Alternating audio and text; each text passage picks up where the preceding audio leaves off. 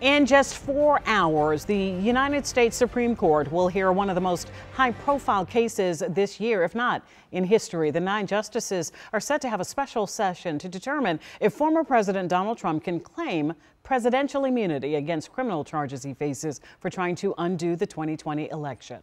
Our Jacqueline Quinn is live outside the Supreme Court this morning. And Jacqueline, people are already in line for a chance to get inside.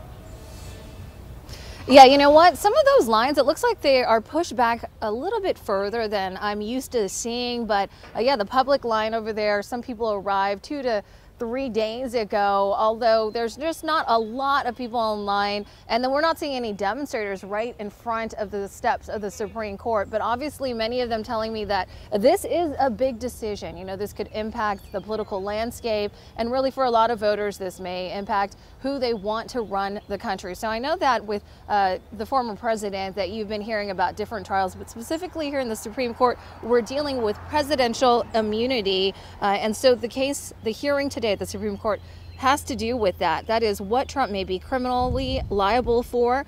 Now, federal prosecutors, they want to charge him with election crimes, claiming he attempted to overturn the 2020 election and the events leading up to the January 6th riot on the Capitol here. So far, lower courts have found he cannot claim immunity. Trump's legal team has argued that denying him immunity would incapacitate every future president because they would fear the threat of prosecution taking away strength in the presidency. And they've appealed all the way now to the Supreme Court. Again, it's not crowded out here, but people online, they tell me that they've arrived early just to get to sit on this hearing. I got in Tuesday late night and then Ubered down here about noon yesterday.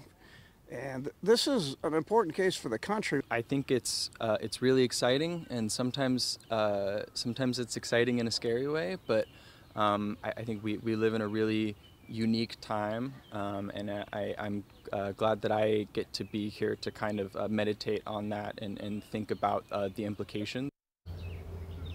So we're keeping an eye on the scene out here today. We know that the former president will not be here, so maybe things are a little bit quieter, but there are barriers around here, perhaps just in case for protection. If it does get crowded out here, these arguments won't happen until 10.